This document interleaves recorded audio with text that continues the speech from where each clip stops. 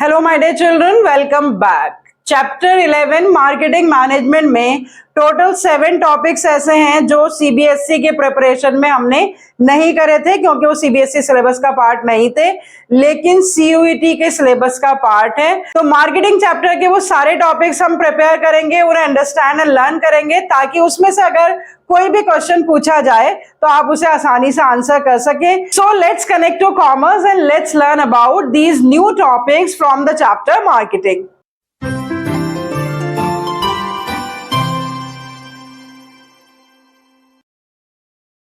तो सबसे पहले बच्चों उन टॉपिक्स को नोट कर लीजिए आप अपने पास। Difference between marketing and selling, classification of various types of products, factors affecting the choice of channels of distribution, role of physical distribution, role of personal selling, role of advertising and objections to advertising.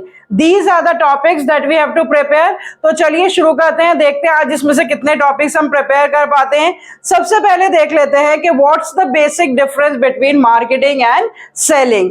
इसका थोड़ा बहुत introduction मैं आपको already दे चुकी हूं जब हमने marketing का कॉन्सेप्ट अंडरस्टैंड करा था। What is market, what is marketeer, what is marketing. तो उसी में मैंने आपको समझाया था कि what is actually not marketing, जिसमें मैंने आपको बताया था that selling is not marketing, shopping is not marketing, only post production activity is not marketing. तो अब हम देख लेते हैं बच्चों के एक्चुअली मार्केटिंग और सेलिंग में डिफरेंस क्या है। यहां पर कंपैरिजन के लिए मैंने टेबुलर फॉर्म में एक चार्ट बना रखा है और डिफरेंट पॉइंट्स पे हम इन दोनों कॉन्सेप्ट्स को कंपेयर कर लेते हैं। बहुत आसानी से समझ में आने वाला टॉपिक है।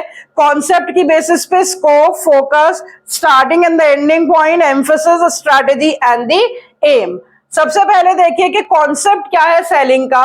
कि सेलिंग का जो कॉन्सेप्ट है वो है create the product and then sell it. मतलब सेलिंग में पहले प्रोडक्ट को क्रिएट किया जाता है, उसके बाद बेचा जाता है। लेकिन मार्केटिंग का कॉन्सेप्ट है find out the wants and then produce the product and then sell it. तो इसका मतलब मार्केटिंग कॉन्सेप्ट में प्रोडक्ट क्रिएट करने से पहले कस्टमर्स की वांट्स और नीड्स उनको फाइंड आउट करना ऐड हो जाता है, उसी हिसाब से प्रोडक्ट को क्रिएट किया जाता है और फिर उस प्रोडक्ट को बेचकर कस्टमर की वांट्स एंड नीड्स को सेटिस्फाई किया जाता है। तो स्कोप अगर हम देखें तो डेफिनेटली सेलिंग का स्कोप जो है वो नैरो होता है क्योंकि सेलिंग मार्केटिंग का सिर्फ एक पार्ट है। Selling is related to transfer of ownership of the product from the seller to the buyer. लेकिन मार्केटिंग का स्कोप जो है वो बहुत वाइडर है।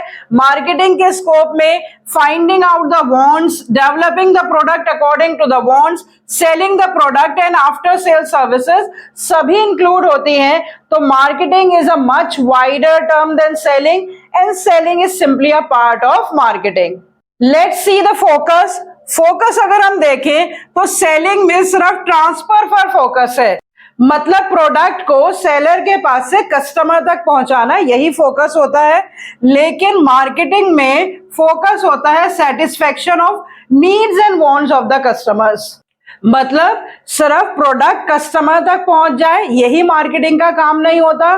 कस्टमर उस प्रोडक्ट को परचेज करके हैप्पी एंड सेटिस्फाइड है और लॉन्ग रन में भी वो कंटिन्यूअसली उस प्रोडक्ट को परचेज करे, that is the focus in marketing. Starting and and point देखते हैं जो अभी तक हमें काफी हद तक क्लियर हो गया है कि सेलिंग जो है वो प्रोडक्शन के बाद स्टार्ट होती है और जैसे ही सेल हो जाती है सेलिंग एंड हो जाती है। लेकिन मार्केटिंग जो है वो बिफोर प्रोडक्शन स्टार्ट हो जाती है और सेल पर एंड नहीं होती। Marketing continues even after sale. क्योंकि अभी हमने मार्केटिंग के स्कोप में देखा कि मार्केटिंग में पहले नीड्स एंड वांट्स को आइडेंटिफाई किया जाता है, फिर प्रोडक्ट को डेवलप किया जाता है, फिर उसे सेल किया जाता है और उसके बाद आफ्टर सेल सर्विसेज भी कंटिन्यू रहती हैं।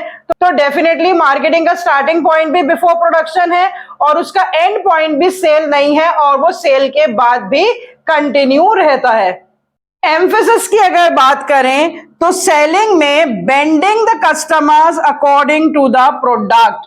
तो यहाँ पे एम्फेसिस है प्रोडक्ट पर और कस्टमर्स को प्रोडक्ट के हिसाब से बेंड किया जाता है। लेकिन मार्केटिंग में बेंडिंग द सेलर और the producer as per the customer, यहाँ पे कस्टमर के हिसाब से प्रोड्यूसर या सेलर को अपने आप को चेंज करना पड़ता है। तो यहाँ पे फोकस है कस्टमर और सेलिंग में फोकस है प्रोडक्ट। तो सेलिंग के लिए क्या स्ट्रेटेजी यूज होती है? ओनली प्रमोशन स्ट्रेटेजी यूज की जाती है, क्योंकि सेलिंग में मेन एम्फेसिस होता है कि कस्टमर को कन्विंस करके उसे प्रोडक्ट बेच दिया जाए। तो सिर्फ प्रमोशन मिक्स पे ध्यान दिया जाता है। लेकिन मार्केटिंग में सारे Ps, all the 4 Ps, product, price, promotion and physical distribution, इन सारे पीस पर फोकस किया जाता है। सो इट मीन्स सेलिंग के लिए सिर्फ प्रमोशन स्ट्रैटेजी काम आ जाती है, लेकिन मार्केटिंग के लिए product strategy, pricing strategy, promotion strategy, physical distribution strategy, ये सारी ही स्ट्रैटेजीज को मार्केटर को अडॉप्ट करना पड़ता है। लास्ट पॉइंट देखिए बच्चों, एम की बात करते हैं। तो सेलिंग में एम क्या होता है? That the seller has to increase the profit through sales. लेकिन मार्केटिंग का मेन एम क्या होता है? Profits has to be increase by customer satisfaction, not only through the sales. तो बच्चों डिफरेंट बेसिस पे, on the basis of meaning, on the basis of scope, focus, emphasis, strategy, starting and the ending point, main aim, इन सारे comparisons को हमने देख लिया है और हमें अच्छे से समझ में आ जाना चाहिए that what's the difference between marketing and selling. तो किसी भी एक पर्टिकुलर बेसिस पे आपसे क्वेश्चन पूछा जा सकता है, on the basis of scope, on the basis of starting point, ending point, strategy use. तो हमें बस क्लियरली अंडरस्टैंड होना चाहिए कि सेलिंग एक छोटा सा पार्ट है ऑल मार्केटिंग एक्टिविटीज का, और सेलिंग के अलावा marketing involves lot of activities and functions, जो ऑलरेडी हम फंक्शंस ऑफ मार्केटिंग में कवर अप कर चुके हैं। Let's move on to the second topic in the chapter marketing, that is the type of products. तो यहाँ पे सबसे पहले बच्चों आप ये क्लासिफिकेशन चार्ट देख लीजिए कि प्रोडक्ट्स को सबसे पहले हम 2 कैटेगरीज में डिवाइड करते हैं, consumer products and industrial products. Consumer products कौन से प्रोडक्ट्स होते हैं? जो हम डायरेक्ट अल्टीमेटली जो कस्टमर्स परचेज करते हैं for the purpose of consumption, वो कहलाते हैं कंज्यूमर प्रोडक्ट्स। और इंडस्ट्रियल प्रोडक्ट्स वो होते हैं जो कि इंडस्ट्रियलिस्ट, जो कि मैन्युफैक्चरर्स या मिडिल मैन परचेज करते हैं फॉर फर्दर प्रोडक्शन।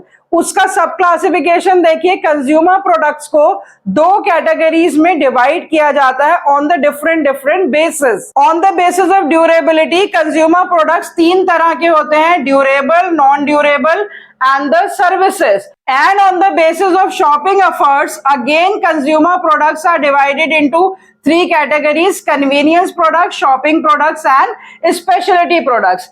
इन सारे प्रोडक्ट्स के आप एग्जाम्पल्स और इनकी डेफिनेशंस लर्न कर लेंगे, सिर्फ इतना ही आपके लिए सफिशिएंट होगा। से for example durable products. Durable products कौन से प्रोडक्ट्स होते हैं? जो कि हम लंबे समय के लिए इस्तेमाल कर सकते हैं और उनकी ड्यूरेबिलिटी ज्यादा होती है। नॉन ड्यूरेबल प्रोडक्ट्स कौन से प्रोडक्ट्स होते हैं?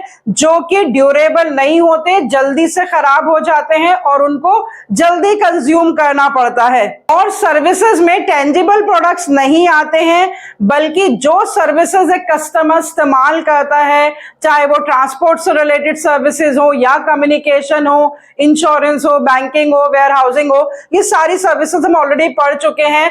That is also a part of product, but they come under the category of intangible services, not the tangible products. उसके अलावा अगर शॉपिंग एफर्ट्स के हिसाब से देखें तो कन्वीनियंस प्रोडक्ट्स वो होते हैं जहां पर शॉपिंग करने में बहुत कम एफर्ट्स लगाने पड़ते हैं कस्टमर्स को और वो बहुत ही मिनिमम टाइम में उन प्रोडक्ट्स को खरीद लेते हैं। जैसे जो डे टू डे यूज की आइटम्स होती हैं, ब्रेड हो गई, बटर हो गया, ईटेबल्स हो गए, हम ज्यादा दिमाग और टाइम एंड एफर्ट्स नहीं लगाते, बस वो प्रोडक्ट्स हमारी रोज की जरूरत के होते हैं और with in a short period of time हम उसको खरीद लेते हैं। लेकिन जो शॉपिंग प्रोडक्ट्स होते हैं उसमें लिटिल मोर टाइम स्पेंड करते हैं कस्टमर्स। जैसे मान लीजिए फर्नीचर खरीदना है, रेफ्रिजरेटर खरीदना है, वॉशिंग मशीन खरीदनी है, तो इस तरह के प्रोडक्ट को ऐसा नहीं होता कि घर से निकले और जाकर बाजार से 1 घंटे में, आधे घंटे में खरीद कर ले आए। थोड़ा ज्यादा टाइम लगाते हैं क्योंकि उसकी कॉस्ट थोड़ी सी ज्यादा होती है और क्योंकि उसे हम लंबे समय के लिए परचेज करते हैं, तो एक बार हम डिसीजन ले लें तो आसानी से उस डिसीजन को बदल नहीं सकते। तो जब हम शॉपिंग प्रोडक्ट्स खरीदते हैं तो हमें ये ध्यान रखना पड़ता है कि थोड़ा टाइम एंड एफर्ट लगाकर हम उन्हें खरीदें ताकि हम सही डिसीजन ले सकें और लंबे समय के लिए बिना परेशानी के उसको इस्तेमाल कर सकें। और उसके अलावा होते हैं कुछ स्पेशलिटी प्रोडक्ट्स, जैसे कुछ हैंडीक्राफ्ट आइटम्स हो गई, कोई एंटीक आइटम्स हो गई, आर्टिस्टिक वर्क हो गया, पेंटिंग्स हो गई, वॉल हैंगिंग्स हो गई, या कोई एक ऐसा प्रोडक्ट हो गया जो यूनिक नेचर का है, तो उसके लिए ज्यादा टाइम लगाकर, मैक्सिमम टाइम लगाकर कस्टमर डिसीजन लेता है उस प्रोडक्ट को खरीदने के बारे में। कभी कभी तो बहुत दूर जाकर कस्टमर को वो प्रोडक्ट खरीदना पड़ता है। तो इस तरह के प्रोडक्ट्स को कहते हैं स्पेशलिटी प्रोडक्ट्स। उसके बाद क्लासिफिकेशन देख लेते हैं इंडस्ट्रियल प्रोडक्ट्स की। सबसे पहले तो इंडस्ट्रियल प्रोडक्ट्स को मैंने 3 कैटेगरीज में डिवाइड करा है, material parts, capital items and the supplies and the services.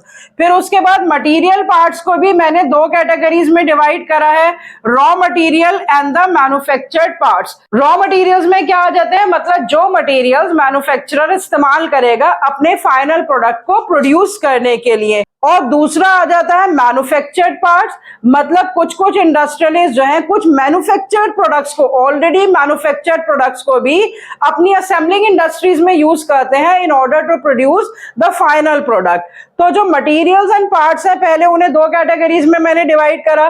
फिर उसके बाद रॉ मटेरियल में भी 2 तरह के रॉ मटेरियल्स आ जाते हैं, farm products and the natural products. Farm products में हो गए शुगर केन हो गया या फिर एग्रीकल्चरल से रिलेटेड कोई प्रोडक्ट्स हो गए, और नेचुरल प्रोडक्ट्स में जो नेचर से रिलेटेड प्रोडक्ट्स हैं वो सब नेचुरल प्रोडक्ट्स में आ जाते हैं। उसके बाद मैन्युफैक्चर्ड प्रोडक्ट्स को भी मैंने 2 पार्ट्स में डिवाइड कर रखा है, component materials and the component parts. Component materials कैसे हो गए, जैसे प्लास्टिक हो गई, आयरन हो गई, ये सब मटेरियल के फॉर्म में है। लेकिन कंपोनेंट पार्ट्स क्या हो गए, जैसे इलेक्ट्रिक बल्ब्स हो गए या टायर्स हो गए या पेन हो गया, तो जो चीजें प्लास्टिक से या आयरन से बनी हुई है वो कंपोनेंट पार्ट्स में आ जाएंगी। Then come to the second category of the industrial products, that is the capital items, जिसको 2 कैटेगरीज में मैंने सब क्लासिफाई करा है, इंस्टॉलेशंस एंड इक्विपमेंट्स।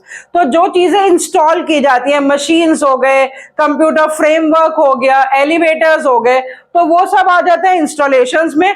और इक्विपमेंट्स में सारी चीजें आ जाती हैं, जैसे मशीन्स हो गई, टूल्स हो गई, कंप्यूटर्स हो गए। तो जो एक्चुअली इक्विपमेंट्स के फॉर्म में यूज किए जाते हैं दे कम अंडर इक्विपमेंट्स।